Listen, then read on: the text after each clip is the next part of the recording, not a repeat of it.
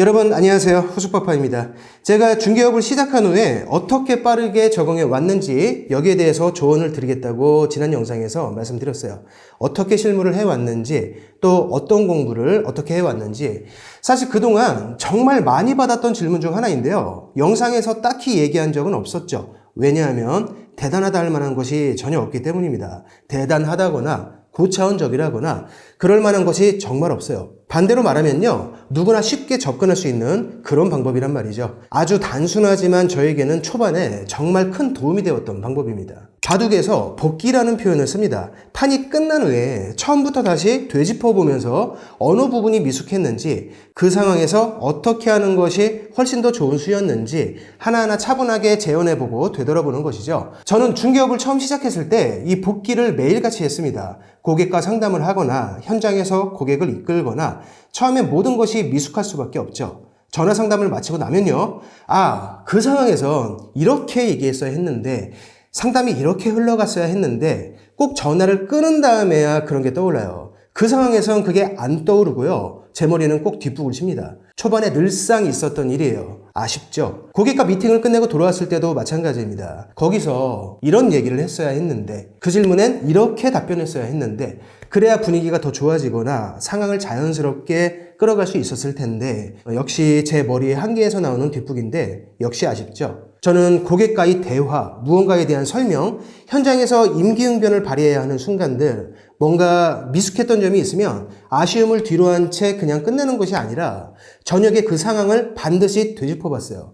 다시 그 상황으로 돌아갔다 생각하고 지금 고객이 눈앞에 있다 치고요, 실제로 고객과 말하고 있는 것처럼 그 대화를 혼자서 다시 반복하는 거죠. 사장님, 그 부분은 꼭 그렇게만 보실 게 아니라 반대쪽에서 한번 생각을 해보시면요, 뭐 이런 거. 대표님, 말씀은 알겠지만 그건 저희가 뭐 해드리기 싫어서가 아니라 이쪽 입장에서 만약에 봤을 때는 뭐 이런 식으로요. 출퇴근할 때 혼자 운전을 하면서 계속 대화를 했어요. 물론 옆에는 아무도 없죠.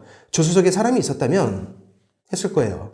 그런데요, 그건 실제로 저에게는 정말 큰 도움이 됐습니다. 왜냐하면 중개업을 하는 동안에는 아쉬웠던 그때와 똑같은 상황이 계속 반복됐기 때문이죠. 그리고 그때는 잘 정돈된 말이 자동으로 나와요. 아쉬웠던 모든 상황에 대해서 이렇게 복기를 계속해 나가다 보면요, 시간이 약간 지난 후에는 상담을 하거나 고객 미팅을 하는 데 있어서 정말 남다른 말빨과 센스를 갖게 됩니다. 이게 첫 번째 비결이에요. 그날 아쉬웠던 대화 내용을 혼자 다시 연습해 본다. 두 번째는 모르는 것을 아는 척하지 않는 겁니다. 우리 공인중개사분들은 이상한 강박이 하나 있어요. 고객이 뭔가를 물어봤을 때 모른다면 공인중개사로서 부끄럽지 않을까? 나름 전문가인데 면이 안 서지 않을까? 이런 강박이죠. 그리고 이 강박에서 아는 척이 시작돼요. 확실하지도 않거나 전혀 모르는 것을 두루뭉술하게 아는 척하고 끝내죠. 우리 공인중개사들은 현장에서 고객들과 여러 가지 대화를 합니다. 중간중간 질문도 나오죠. 아는 것이라면 상관없겠지만 설사 부동산에 관한 것이더라도 내가 모르는 것일 수도 있어요. 결론부터 말씀드리면요, 고객이 하는 질문에 대한 정답을 내가 다 알고 있어야 하는 것은 아닙니다. 꼭 즉석에서 대답해야 하는 것도 아니죠. 다 안다는 게 사실 더 이상한 거예요. 저는 고객과 대화 중에 제가 잘 모르는 질문이 나오면요, 솔직하게 잘 모른다고 답해왔어요. 내가 너무 띄엄띄엄 보이지 않을까? 어설프게 아는 척하는 것보다는 그게 낫습니다. 그리고 모른다고 해서 될 계약이 안 될 경우도 없었어요. 잘 모르는 질문이 나오면요, 제가 그쪽으로는 전문이 아니어서요, 이런 식으로 물러섰습니다. 경우에 따라서는 사장님 생각은 어떠신데요? 사장님은 어떻게 알고 계신데요? 이렇게 되묻기도 했죠. 단 앞으로 그 고객을 이끌어가는데 꼭 필요한 내용이라면요, 그 부분은 제가 다시 정확히 확인해보고 따로 말씀드리겠습니다. 이렇게 양해를 구한 다음에 사무실로 복귀한 후나 업무 끝난 다음에 내용을 확인해 봅니다. 다음날 자연스럽게 전화 한 통 할 수 있는 빌미도 생기죠. 내가 모르는 것에 대한 질문이 나올까봐 미리 걱정하지 마세요. 모든 걸 다 아는 것이 오히려 이상한 것이고요, 어설프게 아는 척하는 것이 오히려 나를 깎아먹어요. 이걸 특히 주의해야 하는 이유가 있습니다. 잘 몰랐던 것을 일단 아는 척하고 넘어가면요, 그 다음에 어떤 일이 생기냐면 비슷한 상황에서 비슷한 답변을 다시 해요. 그리고 한두 번 더 지나가면 그때는 본인 자체도 그게 진짜 맞는 것이라고 믿게 돼요. 그리고 남들 앞에서 우기게 됩니다. 사람 뇌라는 게 참 희한하죠. 그래서 내가 근거를 댈 수 없는 것은요, 섣불리 아는 척하지 않는 게 좋아요. 본인을 속이게 되고요. 진짜로 아는 사람과 대화가 안 됩니다. 세 번째는 공부에 대한 내용인데요. 사실 이 부분에 대한 질문이 아주 많지만 딱히 말씀드릴 게 없어요. 굳이 한 가지 방법을 꼽자면 업무와 관련된 사소한 것인데 내가 모르는 것이 있을 때 저는 그냥 지나치지 않았습니다. 반드시 찾아봤어요. 저는 고객의 질문을 두려워하지 않습니다. 내가 뭘 모르고 있는지 오히려 이걸 알 수 있는 기회이기 때문이죠. 고객이 질문에 답변을 못한 것, 뭔가를 보고 있는데 이해가 안 가는 내용이나 단어, 무슨 대단한 책을 파고들어서 공부를 한 것이 아니고요. 그냥 일상 업무에서 생기는 이런 사소한 것들에 대해서 그때그때 확인하고 넘어갔어요. 단 주의할 점이 있긴 합니다. 인터넷에는 잘못된 정보가 정말 많아요. 유튜브나 블로그나 다 마찬가지인데요. 누군가가 잘못된 내용으로 콘텐츠를 만들면 또 다른 누군가들이 그걸 베껴서 2차, 3차로 콘텐츠를 재생산합니다.